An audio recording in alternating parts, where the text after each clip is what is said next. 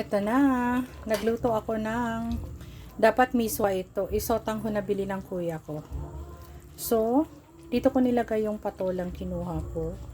Bunga na ito nung tinanim ko sa paso. Imagine that.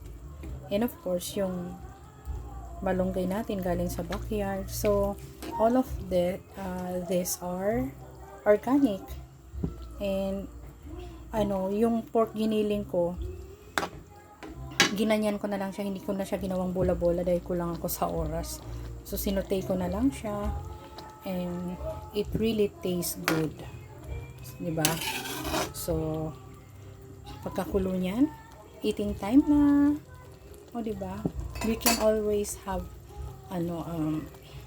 yung mga mauulam talaga if nagtatanim talaga tayo. No? We really don't have a reason para wala tayong maulam. I always, dyan, ko talaga yan, di ba? O, di ba? Yan, ang ating sotanghon, soup with malunggay and patola. Yan. So,